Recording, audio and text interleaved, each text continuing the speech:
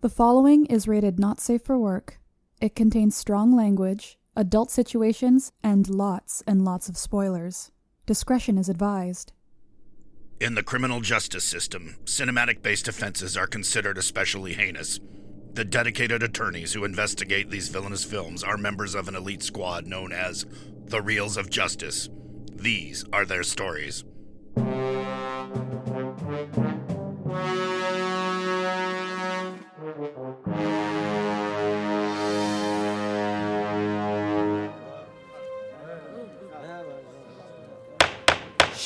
Order, please, order. The Reels of Justice is now in session. Judge Big Ben Haslar presiding. Your eyes for the Honorable Judge Haslar.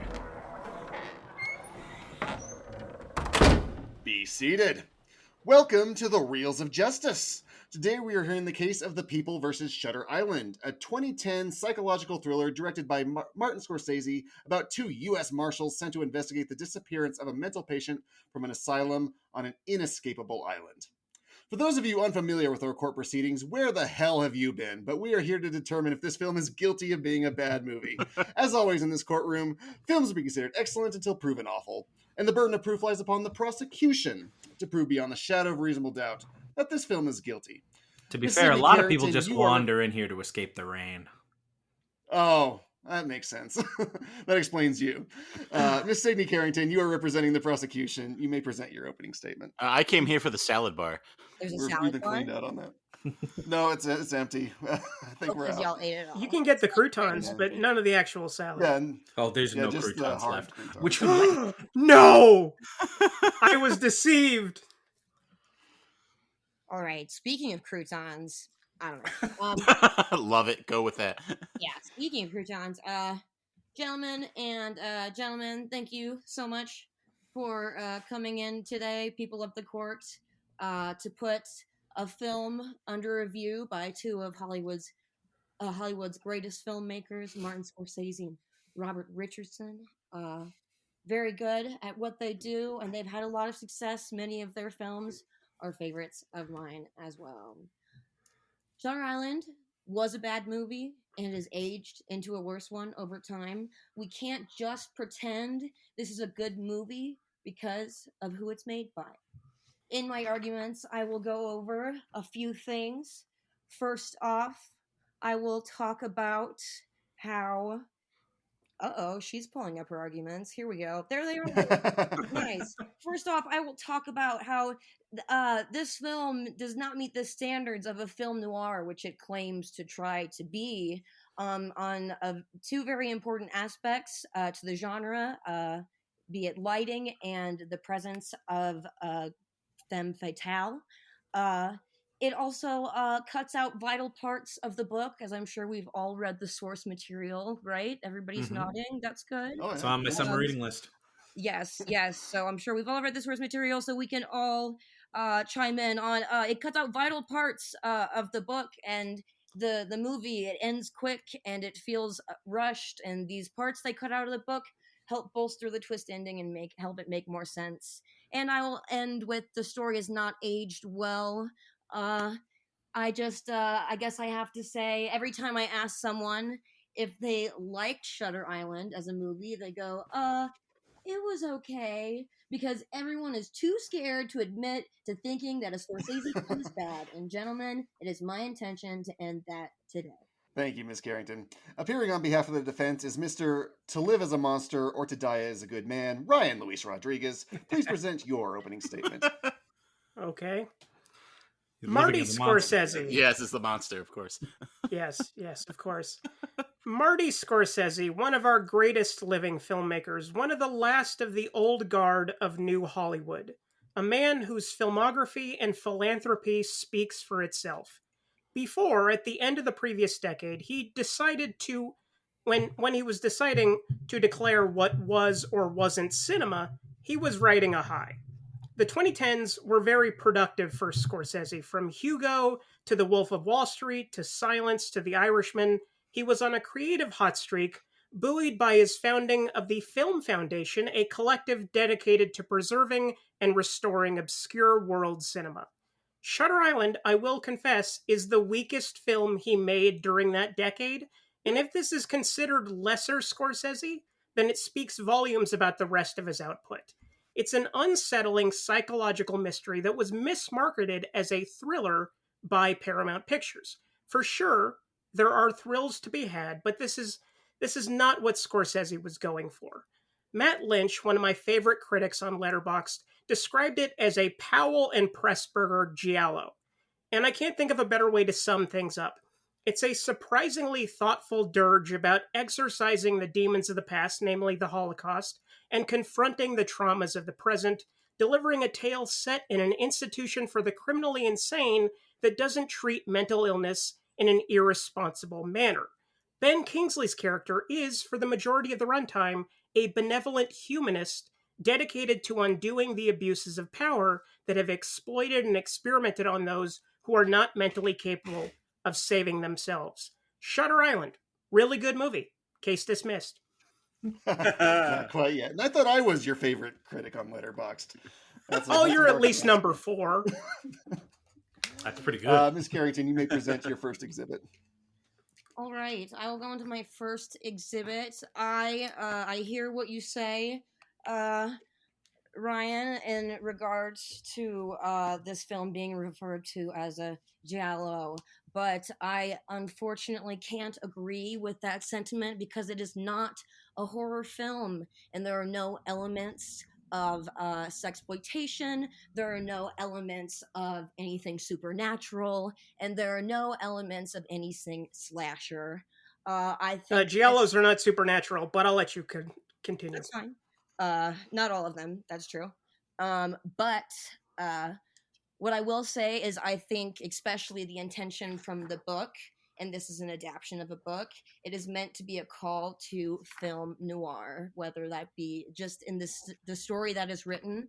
It is a call to film noir. And so I believe that it was the director's intention to either make calls to that or to do that themselves. I think where the film struggled is it could not decide whether it was an adaptation of a book or dedicating itself to being a film noir.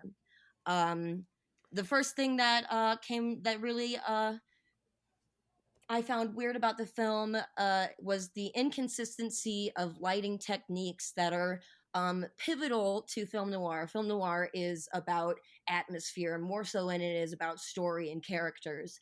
And so lighting, especially because budgets were low at the time, the use of lighting and shadows was, oh my God, my cat's climbing into my drawers.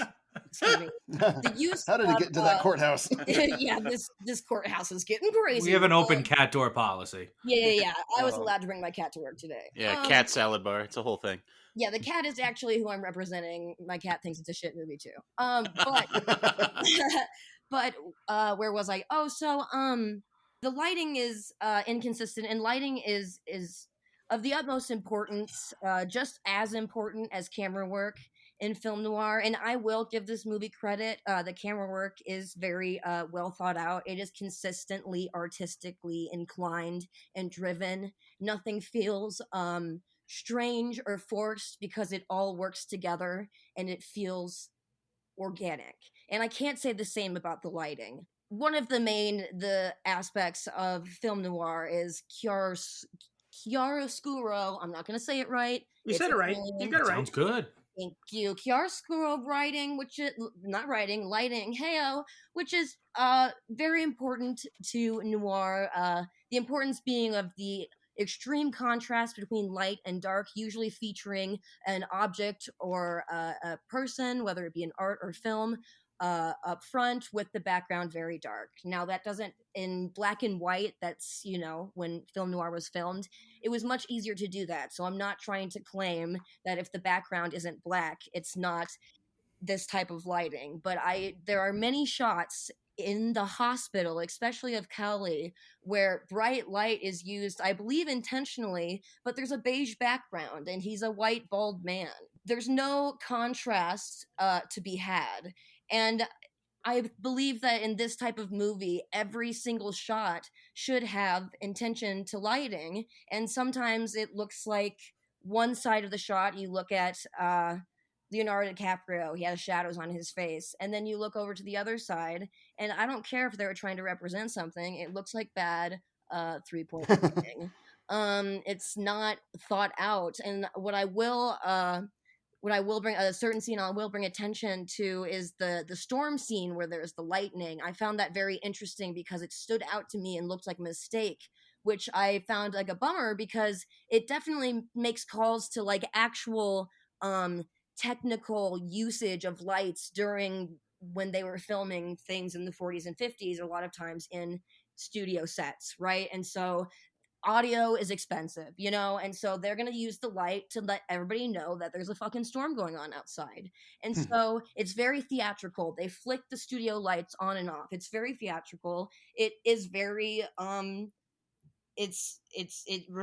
I saw it, I knew exactly what they were trying to do, but unfortunately, because not every single shot is that theatrical and that extreme, it looked like a mistake and it looked like a poorly done high school play, which is unfortunate because it's a good story and I think there are a lot of good elements to it. But as we all know, the only way for a movie to truly be a good movie is if every single aspect is working as a happy family and everybody's on the same page, which is not easy to do. And that's really, let's see. God, we'd never get out of here. Oh, yeah, I'll pass this off to Mr. Rodriguez, though. Is this work as a noir, and is there always room for a giallo? There is always room for giallo. Very clever. I see what you did there, and I clever you back up every week. No need to jump in, Maynard. But it's not really a noir, and I don't really think that that's necessarily what Scorsese was going for. I think that he's playing with issues of tonality that may have a relationship to noir, but I don't think that that's necessarily what he's going for. I think he's searching for more wild game than that. But I'll be addressing that shortly in my arguments. So, and as for the supposed amateurishness of the lighting, I do think that it's trying to set up a kind of emotional disequilibrium. It's deliberately trying to throw you off in many ways so that you feel as if you're being put in Leonardo DiCaprio's character's shoes, because he's a man who is unraveling emotionally, and the movie itself is reflecting that in the way that it looks. But again, I'll address that further in my argument. So would you say it's bad on purpose? I wouldn't even say that it was bad, but I would say that if you noticed that something was off, that would be on purpose. That's fair. All right, Ms. Carrington, you may proceed to your next exhibit. Okay. And something I think is interesting when directors will take a book and make it into a movie is, you know, people will complain, oh, it wasn't just like the book. Well, books aren't visual pieces of art. If you're going to make a visual piece of art, you need to make adjustments. And sometimes that means adjustments to the plot. And that's something that they did do, and I'll talk about that in my later arguments. But something I think they failed to do was to implement more of a femme fatale role to Dolores. She has the potential. She actually draws calls to many famous femme fatales from noir, and also the femme fatale is a very important role in giallo films, if not a driving factor in many of them as well. I think what's interesting is the best part about a femme fatale is that she has agency. She has confidence in her evil, and she knows what she's doing. And even if she doesn't know what she's doing, maybe because of mental illness or insanity, it is still her fault, which is cool. Because, like, at the time, like, even if it was a misogynistic representation, we needed women who were out there committing evil on screen, right? Like the rest of us, like the big boys. We gotta get those evil women too. And they're honestly like a huge factor in all the genres that we've brought up thus far. I think what the main flaw with Dolores in this story is they blame Andrew or Teddy for her crimes, saying it's your fault that you didn't save your children because they were asking for help. And I'm like, no, what? That bitch killed him. She was crazy. And she did that shit on her own. You know, like, We can't take that away from her. And I think that's what makes her not a femme fatale. She didn't have the agency in what she was doing. She didn't, even femme fatales who have been insane have done so in willingness to take down the man they're with. And it's the lack of this in this story makes it feel less dynamic than it should be. Okay, Mr. Rodriguez, was thunder being stolen? No, and I don't necessarily think that Scorsese was going for a femme fatale. I mean, if you look at Scorsese movies, he doesn't have a lot of great representation when it comes to women. They tend to be victims, or they tend to be mostly silent, sitting in repose. Yeah, and I think that he's sorry if I may interrupt. No, go ahead. If he's making giallo or he's making a film noir, like, why not lean into one of the most important aspects of that? Like, he and Richardson know film better than most people in Hollywood. I think that because he's trying to subvert audience expectations, and I think that people are more savvy when it comes to cinema, and I think that they would be onto that in a heartbeat if they were really going hard on it. Because as the movie unfolds, you really think of her as a victim until they actually reveal that she, not Emily Mortimer's character, murdered their children. And as for supposedly blaming him for not defending, for not saving his own children instead of blaming her for murdering them, I think that we need to feel as if that the world is piling down on his back for the ultimate twist to resonate. And I think that the way that Michelle Williams' character is established, there's a little bit of the devil on the shoulder whispering into his ear, but mostly that's not what I think they were going for.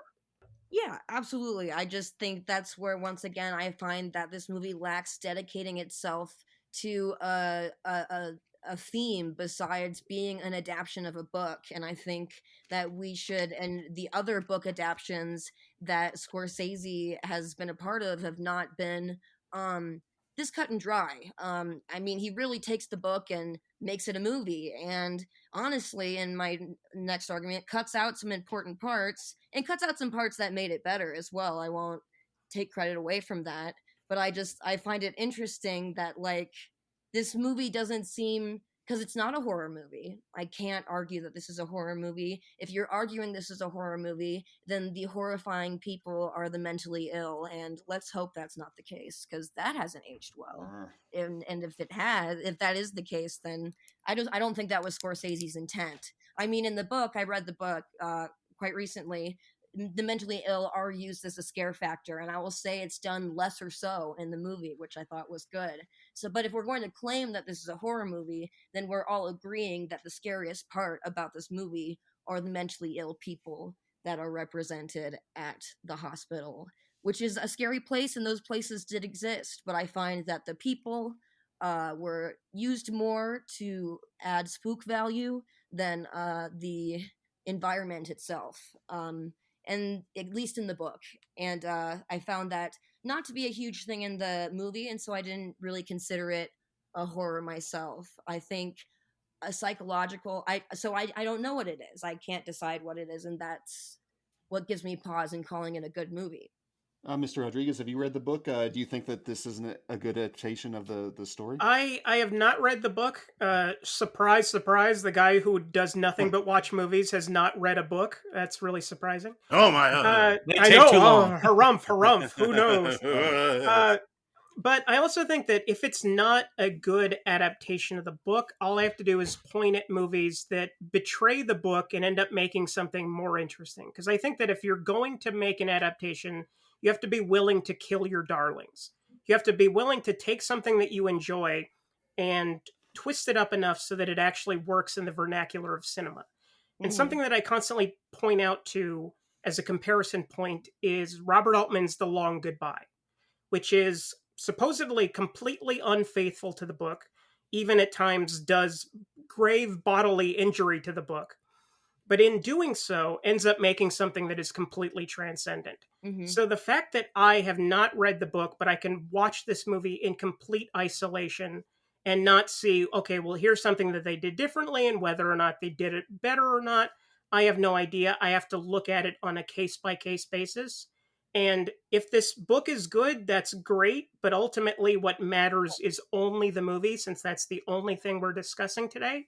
Oh, and yeah, I'm not arguing that the book is good. I don't care about the book. All I wanted to see, I wanted to get the original story, because I agree with you. I think that the director can, many times in adapting a book, make it better, because like I said, books are not visual art pieces unless they're, graphic novels. So when a filmmaker takes a book, they have to make it a visual art piece, and sometimes that comes down to making creative changes, which is why I brought up the argument of that he had every ability to create a feminine character that, had more going for her, to stick with one of the many themes that was brought up during our court session. But I also understand that's not something he normally dives into. And honestly, I can respect someone who's like, yo, I don't get that shit, I'm not going to address it. You know what I mean? So if that's what he's doing, more power to him. He did make some changes from the book, and something I will argue about the end of the movie is the reveal feels very rushed. The code in the movie that he gets at the beginning, about 67, you are the law of 4, is much shorter than it is in the book, because in the book it has to really carry you through, pages and pages of shit. But what I will say, not shit because it's bad, but shit because it's a book, but I agree. Shit because it's a book. Yeah, you get that? Movies are better. Books suck. Yeah, I'm not here to say that the book is better than the movie. I merely used it as a reference point to give me a better idea of what was happening in the story. And so what I found interesting, the differences between the book and the movie. One thing Scorsese cut out of the book that was the best thing he could have ever done was, unfortunately, Dennis Lehane, who wrote the book, wrote such a strict code that he wrote himself into a corner, and the final code reveal sucks. It sucks, and it's embarrassing, and I'm like, what? I read the whole book for that what? Okay. And there's more to it than that's in the movie. And it's anticlimactic, it's kind of hack, and so I can see why Scorsese was like, we're not going to add this. But in doing that, he took out a lot of clues that the book is loaded with replay value, if you will, because this code is so extensive. But these things, these little clues, were exciting parts in the book for me, because I already knew what was happening at the end. And I do not find the same replay value in the movie because of that. Once you know the twist, once you've seen it, you've seen it. And it feels rushed, He sits him down, he comes in the lighthouse, he sits him down, and he's like, he explains it to him, and then he's like, well, how do you feel? And that's fine, because that's kind of what happens in the book. But because the code is longer, and because there were other plot points, like, there was more meat to the twist at the end, so when it did come abruptly, it didn't feel as flimsy. I think the most important thing that was cut out and shouldn't have been was the names of his children. I thought it was interesting. The boys' names in the movies were different. One of them was Henry, and I don't know the other ones. His daughter was named Rachel, like Rachel Solano the whole time. But in the book, his sons' names are Edward and Daniel. And I think that adds so much and helps the viewer or the reader make a lot more sense of, oh, okay, this is where he got this. It wasn't all just jumbled letters. It's jumbled letters, but it's also his fucking kids' names. And I thought that was an interesting change.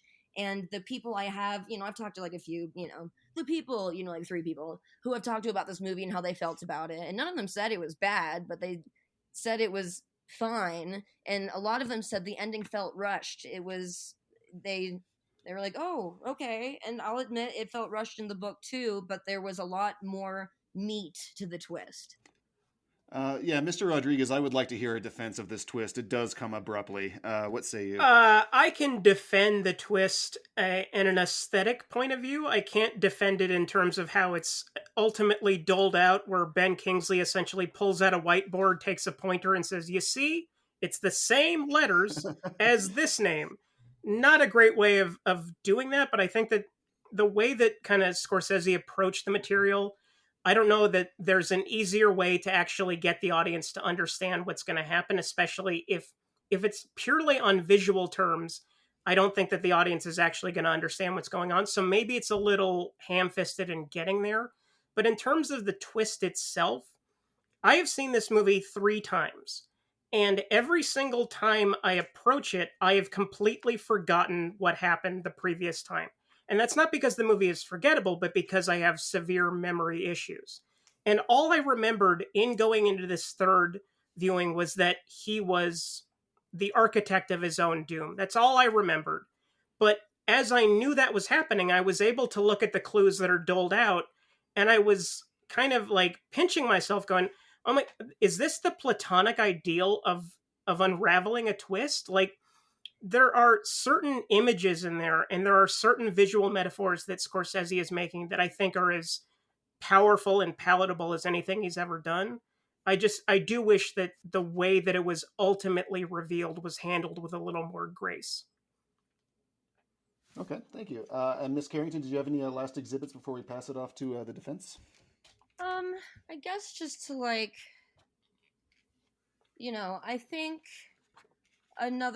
think a good movie ages well.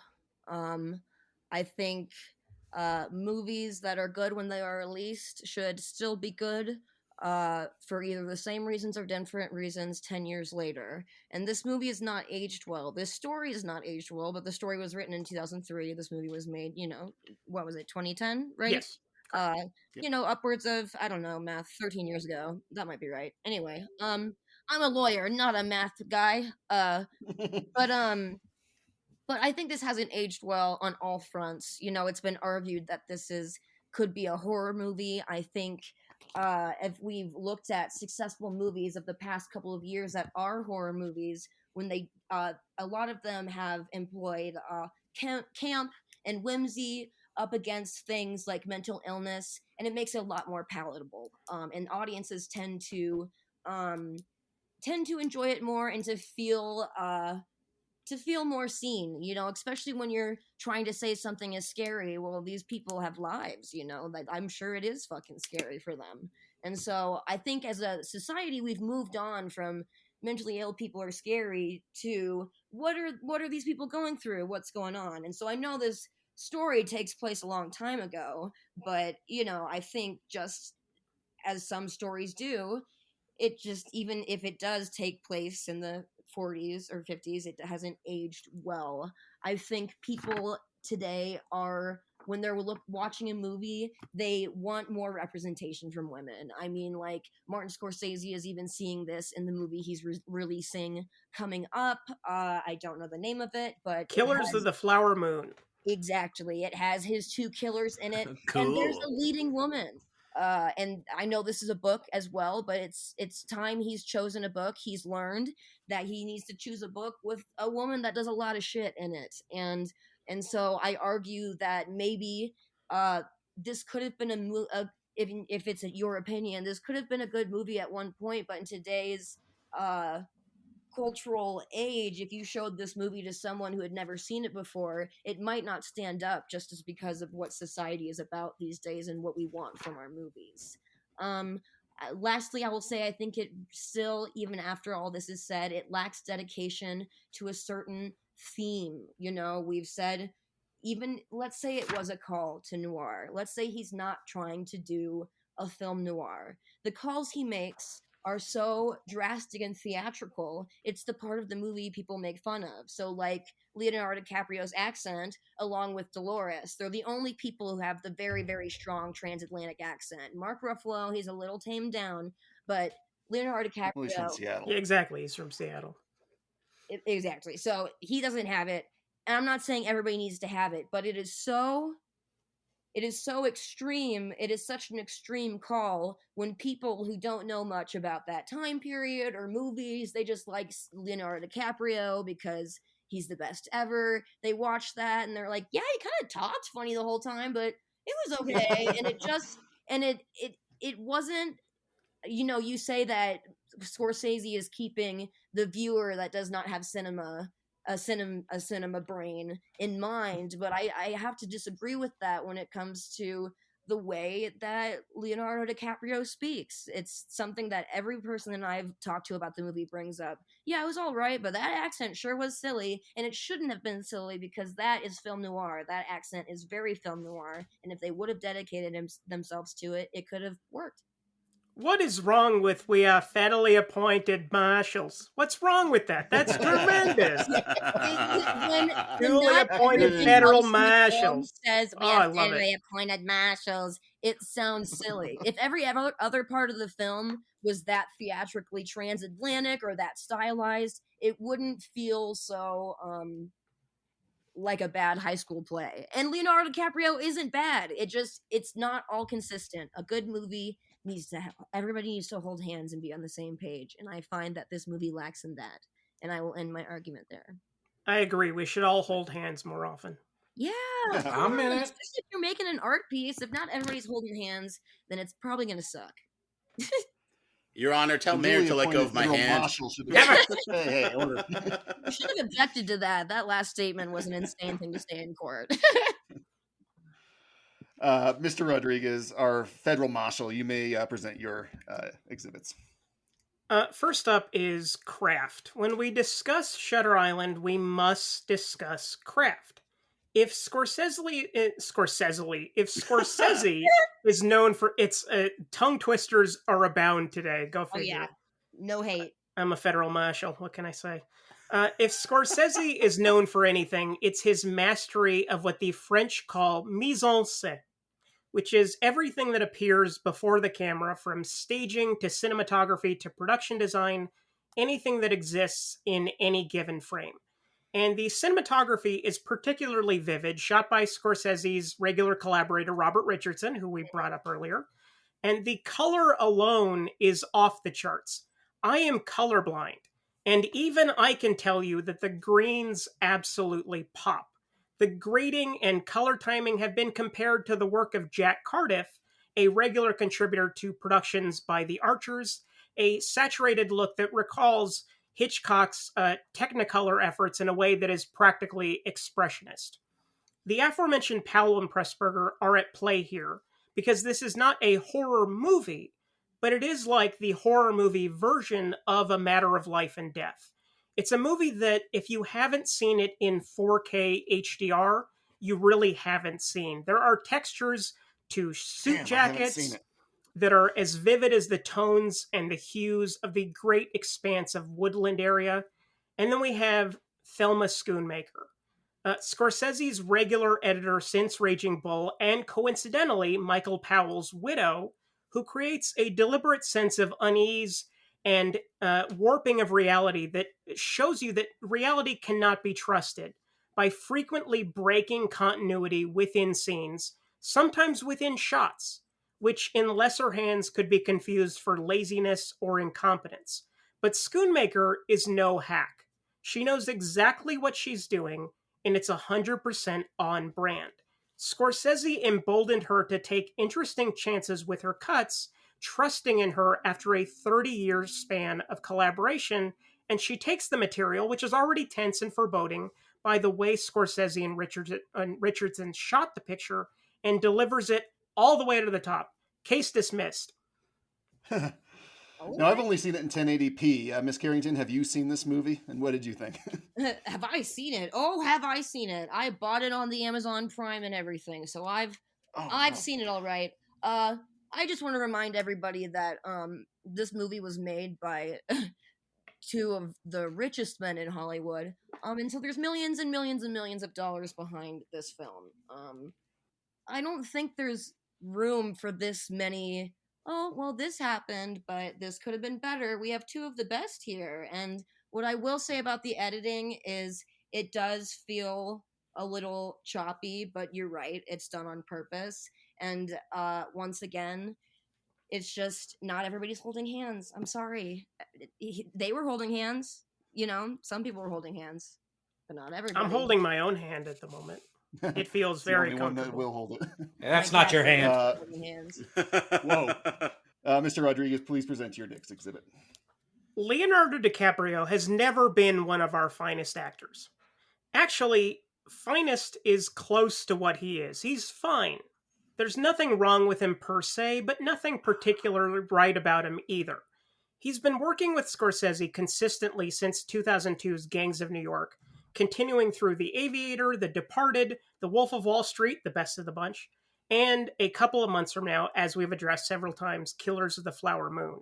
He seemed eager to sink his teeth into the material up front, pulling from his frequently raided bag of tricks, huffing and puffing and getting twitchy, which can be interpreted as overacting and perhaps justifiably. But in Shutter Island, all of that works in his favor for once. The moment we meet him, he's seasick, puking into a toilet bowl, and immediately washes his face and looks into a mirror, his face radiating discomfort and unease. As the story progresses and his character, Teddy Daniels, a name I use with bunny ears because it's not really Teddy Daniels, begins to further unravel the mystery he's investigating and begins to unravel himself. Those huffs and puffs and tics are completely on point. He is a man who begins to question his own sanity, whose brick walls of defense mechanisms begin to show cracks and eventually completely crumble. We see scenes involving his deceased wife, scenes that we eventually learn we cannot trust, and he seems to be playing a completely separate character.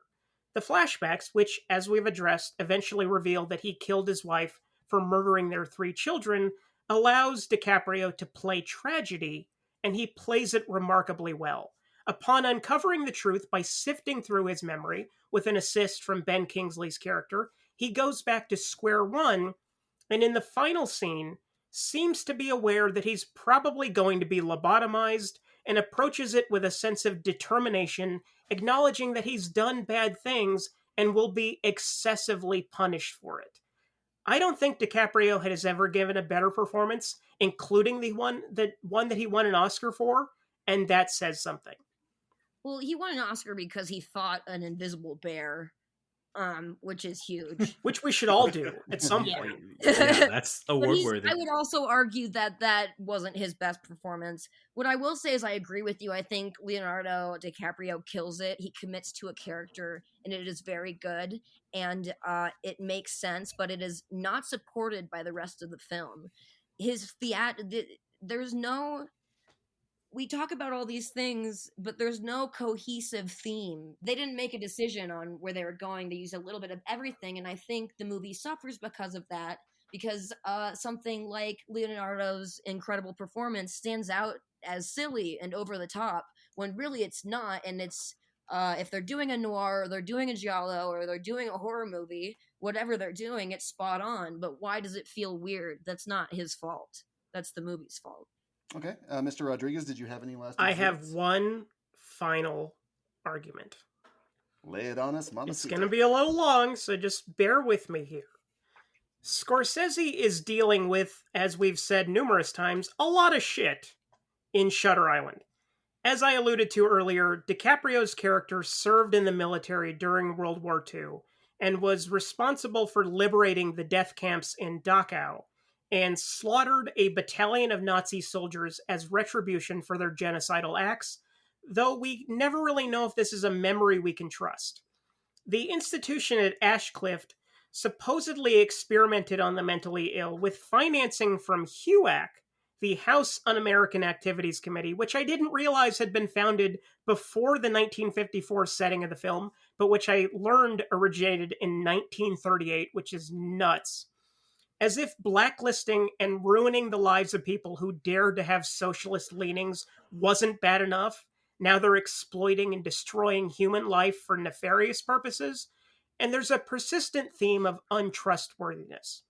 DiCaprio's character doubts every word that every character tells him, and when the actual information, the information that he desperately needs, actually begins to trickle down, it becomes clear that nothing and no one can be trusted.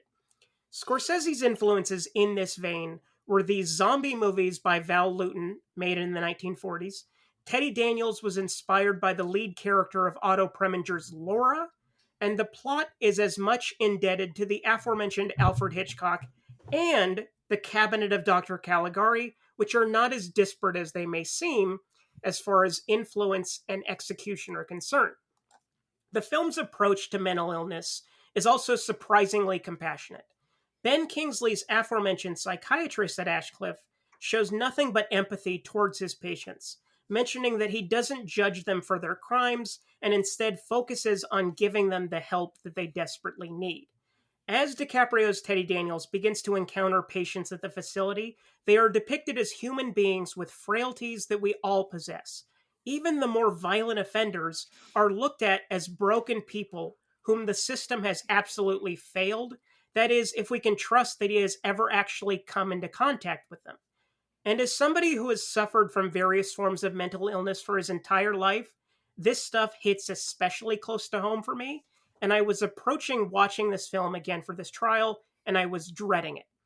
I didn't want to see another pulpy genre picture that approached insanity or other illnesses as a means to an end without considering the implications, kind of like what Brian De Palma would do with this material. But Scorsese, to his credit, doesn't do any of that, and it's greatly appreciated. And with that, I rest. Thank you, Mr. Rodriguez. Both sides have rested their cases. The attorneys will present their closing arguments. Ms. Carrington, you may begin. I'd like to begin my closing statement by bringing up that I disagree with the last statement that was said, and I'd like to respond to that before I give you my conclusion. I believe that the story and Scorsese was making a criticism of the representation of mental illness in film, in stories, and in history. Cowley was fighting against everybody in the hospital to treat the people that lived there like humans, and the way he did it was inhumane.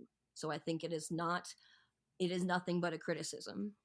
And then I will close with a sentiment I hold to be true because lest we not forget, everybody in Hollywood is evil, and just remind ourselves, just because we love Scorsese and Richardson and they do philanthropy, that doesn't mean if it became between saving your family and releasing their next film, they would kill your family again and again and again. And I will rest my case. Well, on that we agree. Well, then why defend the mediocre film if these are the people? Because it's my job, miss. Because it's my job. I'm not going to argue that Shutter Island is the worst movie ever made, but I am here to argue it is more bad than good. It is kind of a disappointment. It's the 5th worst movie ever made. Thank you, Ms. Carrington. Mr. Rodriguez, you may present your closing argument. When Marty Scorsese eventually passes, which is any day now considering that the man is 80 years old and still directs frequently, a process that truly ages a man or a woman, multiple years for every film made, we will remember him as one of the best to ever do the job. The fact that he could have a filmography as wide-ranging as Boxcar Bertha, a movie you didn't know existed until right now, After Hours, The Last Temptation of Christ, Cape Fear, and Kundun, that is impressive. He's somehow a man whose style you can watch in an independent frame, divorced from the picture in which it appears, and determine who made it without much effort. And if you can have that style and still make something as sober and powerful as The Last Temptation of Christ, what a master! Shutter Island is Scorsese dipping his toe into the ocean of genre, without sacrificing his interests and preoccupations, and still delivering his signatures. Whip pans that are violent enough to cause whiplash, incisive cuts that draw blood, widescreen frames that push the limits of their aspect ratio. The way he conjures dread is absolutely masterful, and there are various indelible images over the course of a 138-minute runtime that will stick with me.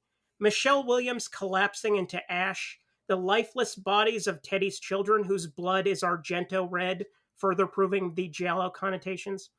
The lone cigarette dangling from the cliff face, all of these things are seared into my memory. No matter how hard I try to shake them, there they shall remain. And that's what we must evaluate Shutter Island on, what it's trying to do. And what it's trying to do is accomplished with panache. Thank you, yet again, case dismissed. Not quite yet. Thank you all. Members of the jury. I'm sorry? Oh, I just laughed at your quip. Sorry. Oh. It was a little mean.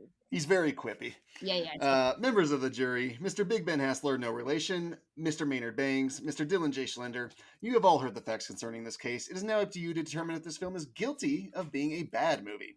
The bailiff will escort you to the deliberation room to render your verdict. Right this way. You know, unlike DiCaprio, I'm only interested in dating women over 100, but they don't seem interested in dating me. No. That sounded more like Ben than it did the bailiff, but It really did. Hey, You're right. That did sound like Big Ben.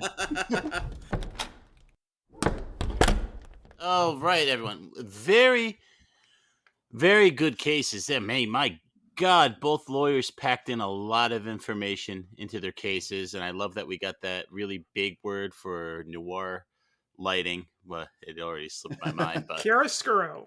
Yes. God bless you. Good.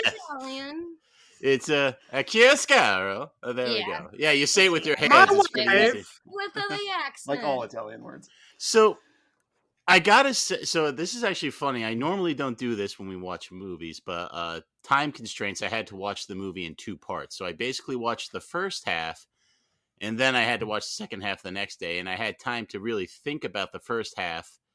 And I basically figured everything out because all the clues are basically there, and it was just going through my head. You hadn't seen it before. And I hadn't seen it before, but I was just, because one of the things that was bugging me, I'm like, why is Mark Ruffalo so bad? I said to myself, I just don't believe he's a cop. And then I'm like, holy crap, he's the doctor. I know it. It just all clicked. And I was so happy when I was proven right. And then to get to the end, and this is something that both lawyers agreed, the twist just falls flat, especially if you figured out like a lot of the twist like I did. I was kind of waiting like, all right, pull it all together and stick the landing. And then it wasn't really able to do that. And there wasn't more substance to it. And I thought that was a little underwhelming. And when I can understand there'd be more subtlety if he put those pieces together, but you have a character who does not want to discover that solution. So I don't think there's any way to really explain the twist without having another character lock him in a room and explain it to him. Like, because he will never figure it out by himself. He refuses to. Yeah, no, I agree with that, but I think it still could have been executed better than it was, like with the whiteboard and the anagrams. Like we can have a reveal that's a little bit softer so that we all get it and it isn't quite that, ham-fisted. Hey, I love when they pull out the film strip and the birds and show everybody, why the birds are evil. You need that, and that's that kind of moment. Also, we talked a lot about genre, and I had initially classified this movie kind of as a horror. And I understand why that would be problematic from the prosecutor perspective. But to me, the horror of this is the conspiracy that people will lock you in an asylum and lobotomize you. That's the fear to me. That or the possibility of your wife killing your children, which then drives you insane and breaks you from reality. That's also scary. So I think those two make for a horror element too. What do you think, Big Man? So when I first saw this movie, I loved it in the theaters in 2010. I bought it on Blu-ray almost immediately when it came out, watched it again, loved it. Haven't seen it as many times since then, but when I was rewatching it for this case, I downgraded it from a gentleman's 8 to a gentleman's 7. Oh my! Because I did hate that twist. This case makes me hate this film just a little bit more, I'm sad to say. There is a lot that's still good about it, but that twist is so bad. Is it the twist you don't like, or the way it's presented? Like the way it's presented. I don't mind the twist itself. Yeah, I don't mind him being insane. That's fine. But like the fact that they reveal it this way, like the law of 67, and if they cut things out of the book, then that makes perfect sense. There is information that I'm missing. In fact, I would have just cut that paper out entirely from the movie if that's the way they were going. And to have him run through this island, talking to imaginary figures in caves and down, scaling walls in the rain and stuff like that. It seems like they should have stopped a while ago. The alternative is lobotomy, but I just don't see this ever really happening. On the flip side, I do like Scorsese's directing. I do love the way this film looks. I do love the themes of trauma. I do love that him killing the Nazis and him killing his wife like kind of intermixed. Like, did any of these really happen the way that they're presented? His mind is very fractured. I do love his performance minus that Boston accent. So yeah, it's really 50-50 to me now. damn it. Maybe we should start locking in some verdicts, and I will let you two fight amongst yourself to see who locks in first. No, I'll do it. Okay. I do love the case. I do love both the cases. Mhm. I think this film does have problems. I think it's a bad adaptation. I think, but on a whole, is it really bad? I think there's enough that works well to its favor. The things that I mentioned, the story of the trauma, and the lighting, I think actually works very well for it. It puts you in his mindset of something being very unnatural. The story is a little ludicrous at the end, and I feel bad for passing a not guilty verdict on this prosecutor, because she did such a good job, especially for her first time in this courtroom. But I'm going to go not guilty. Very good. Mr. Maynard Bangs. See, this trial also brought my esteem for this film down lower, because I'd seen it a few times, so I think it was built up pretty well in my head. I used to be a really big Leo DiCaprio fan, but I aged out. I see what you still have those. You still have those Tiger Beat magazines. Come on. So, but I kind of want to make this interesting, and I think that the prosecution case was so good that I don't want to make it unanimous. So I think I am gonna go guilty. I do think that the twist probably could have been presented in a better way, and it does make the rest of the movie kind of nothing but red herrings. Yep. And again, this is just a case. Two strong cases, but at the end of the day, I think there's enough there. I think what Ryan talked about, Scorsese in this period, given his output, like we know what he's capable of. We know he's capable of better than this. I personally think the Aviator is the best Scorsese and best Leo performance. But I can't get all the way to guilty today. It was a fine case from the prosecution, but Ryan was able to address enough of those shortcomings, and with both acknowledging what was good and what was bad, it was a very good back and forth. And I think when you have that kind of conversation around the movie, not guilty is warranted. So let's get out there and tell that very handsome judge. Mr. Foreman, have you reached a verdict? We have, Your Honor.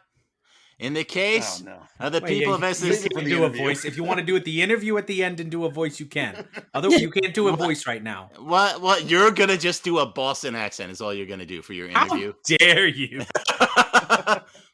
Fine. I won't even do my James Mason. It's not worth it anymore. So where was I, Your Honor? Yes, hold on a minute. Let me grab this piece of paper that you hear crinkling that I've written the verdict on.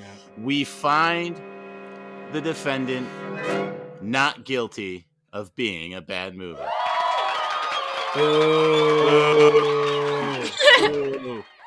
The verdict is so rendered. Shutter Island is not sentenced to die a hero, but perhaps it will live long enough to see itself become the villain, or whatever it was that they said at the end of this one. Court is adjourned.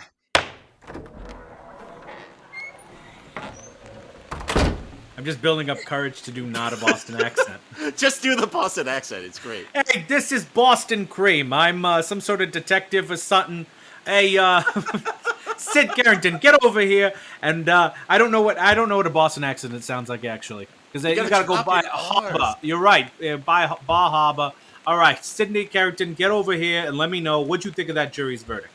It always goes in the article. I opened up my statement with gentlemen, and it was hard to argue to a room full of boys that a Scorsese movie was bad, because, as it was said in there, these movies are made for boys. And don't get me wrong, there's a lot of good movies out there made for boys. I just thought this one was lacking. But I can respect it, because there were good performances from Leo. I'm a big Mark Ruffalo fan, even if he was kind of silly in this movie. And it's fun. The story is fun and strong, and I watched the movie and I was like, well, I'm gonna do my best, but I still believe it's a bad movie. But I wouldn't disagree with the jury, I suppose. Hey, there you go. That verdict made me wicked pissed too. Hey, now Ryan Luis Rodriguez, get over here. Let us know what you thought of the jury's verdict. Well, I gotta say, I don't like movies for boys, so I would have preferred that not to happen. But anyway, congratulations acquitting a gentleman 7. good for you, or something. Whatever. You're a tough nut to crack. Let's get back to the studio for post-trial analysis. I don't know what a Boston accent sounds like. What the hell does that sound?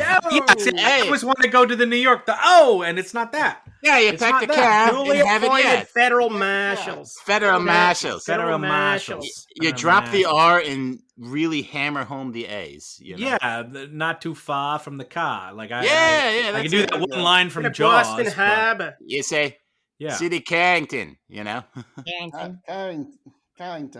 Carrington's Great what case. throws you. Great It's case. hard. Yeah, it's hard to say. And in Boston I accent. do not mean to assume that all of you are boys. I apologize for that. What I Thank meant you. yeah, I'm a man. Yeah, exactly. What I meant to say by that is He's the only just one who's not. reference what you said earlier, and that he focuses a lot of his stories on men, and so I Boy, are you going to hate agree. me. That's the one thing that I really hate about Scorsese. We talked too much about Martin Scorsese today, so no more. Sid, we want to talk about you. So what's been keeping you busy? What have you been up to? Oh, me? Oh, you know. Yeah, I've been running a stand-up show that happens once a month, third Fridays at Waldchonky Ciders. Waldchonk, if it's phonetic. Does I'm that so have a glad to hear you town? say that out loud maybe? because I have been avoiding pronouncing that this whole time. And I'm gonna be real. I think I might have messed up, so that's on me. Is there a town associated to this show? It's German. Oh, I'm in Denver, Colorado. Sorry, I Got didn't it. realize that. I forget that Hey, that's the town that we're I'm on in. a What a national coinky scale dink. here. Huh? What? That's the town that I'm in. No way, dude. Yeah, it's in Denver. It's the No. county side, which is like a little part of Denver or whatever. Up and coming, real nice. We do a movies comedy show.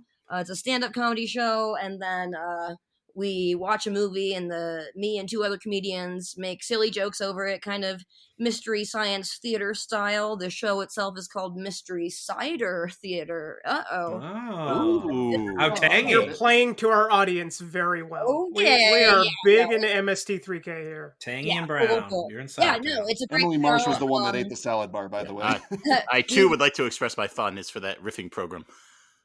Yes, it's a fun time, and I've always been fond of it, and just the idea of riffing over movies myself. So when I started, I didn't start doing stand-up in Colorado, but when I came to Colorado and started doing stand-up here, it was always my goal to run a show where we riffed over movies, and I'm glad to say I finally have been able to put that together, and it's not an easy show format to sell to a bar, so I'm really excited about it. We've watched some really fun movies. We did Anaconda.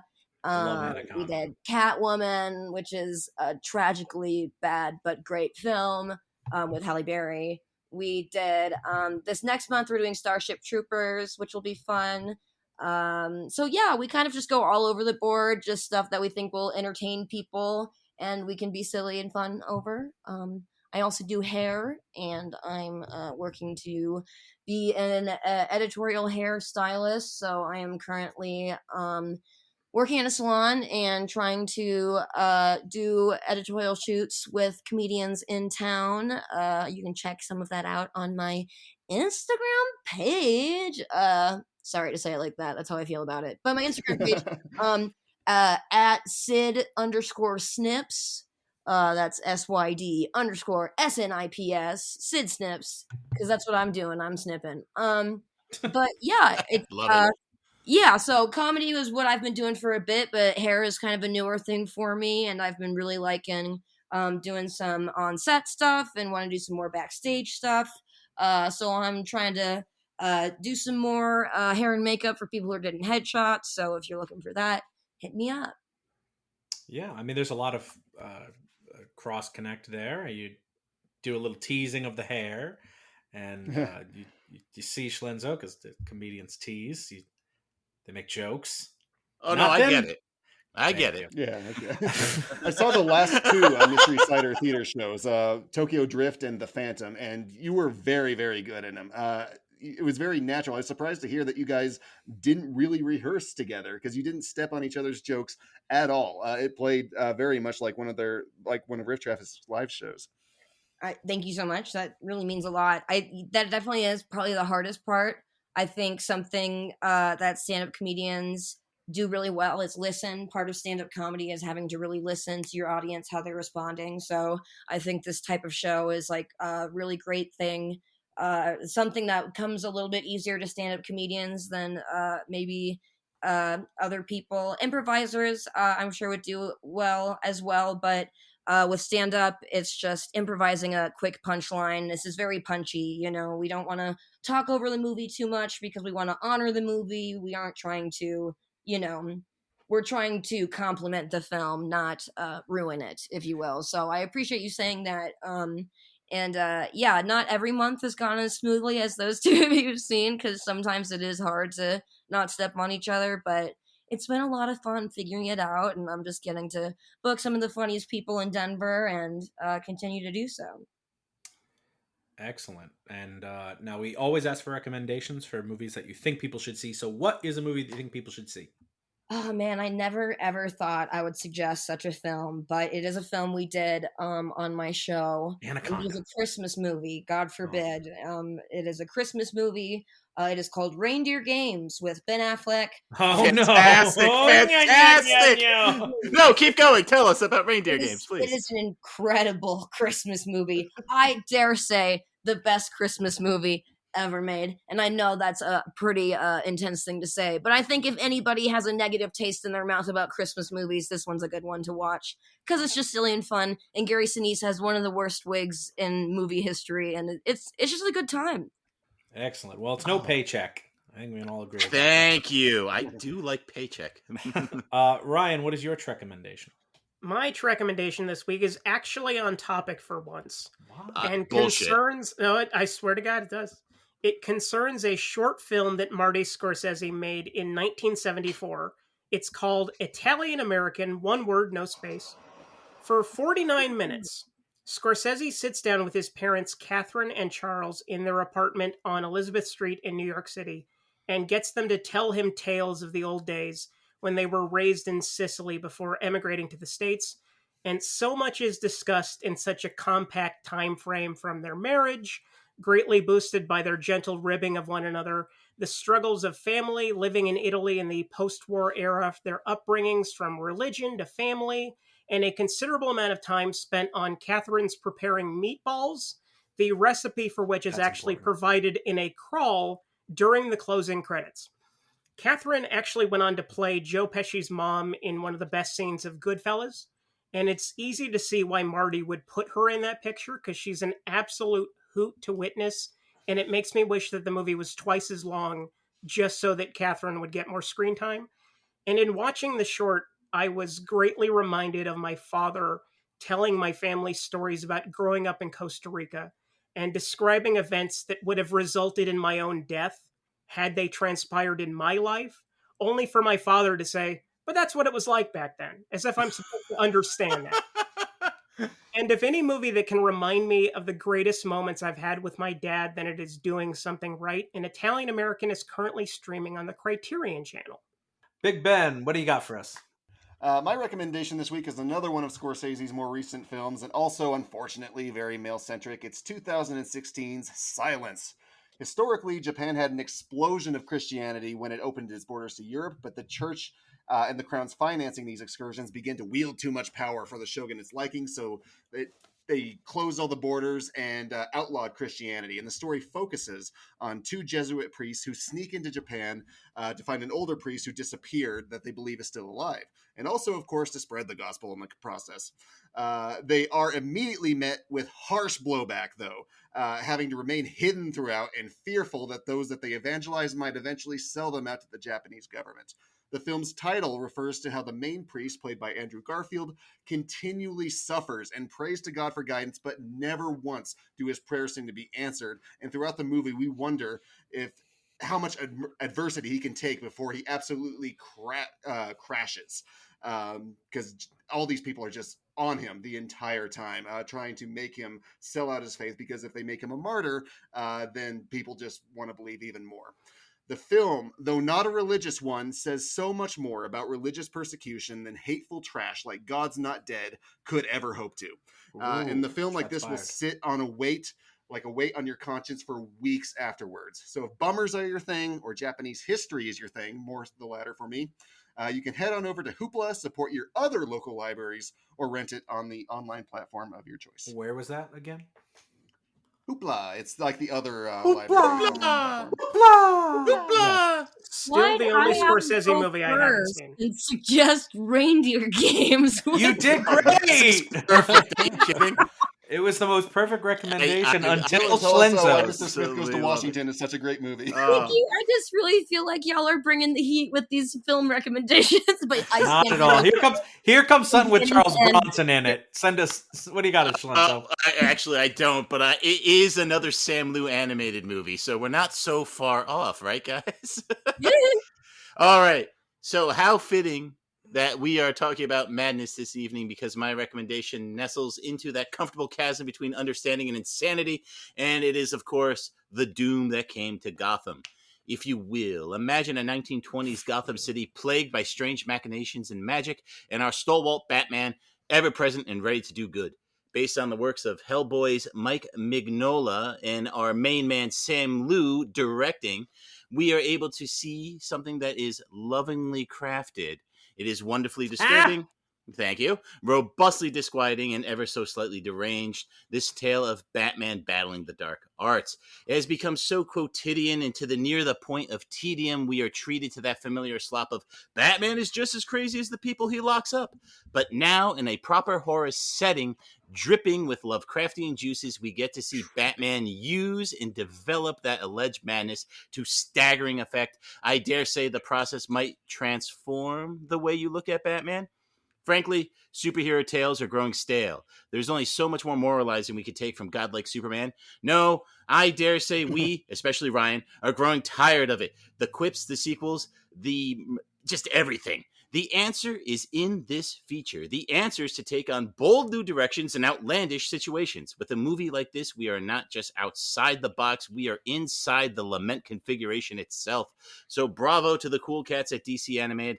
They're keeping things fresh and interesting, and that has to count for something. And I promise I will now get off my DC high horse and go back to recommending Tubi I thought it was Schlock. like your new Bronson thing. Like you just like bookmark that page and go through them all. I literally wrote that. I'm going back to Tubi Schlock because, damn it, I miss it too. You know, Love Tubi has crafty departures and too, juices. With crafty and Ew. juices. Yes. Oh. Yes, Delicious. my recommendation is just dripping with them. I absolutely love it. Oh, God. Ah, yes. So I'll send us on home. Now, Marty Scorsese was clearly trying to do a Hitchcock with this week's movie, so I may as well recommend something from the old master himself, Alfred Hitchcock's Rebecca from 1940. An insecure young woman finds herself living in the shadow of her new aristocratic husband's deceased first wife, Rebecca, who was seemingly loved by all who knew her, especially her devoted housekeeper, Mrs. Danvers.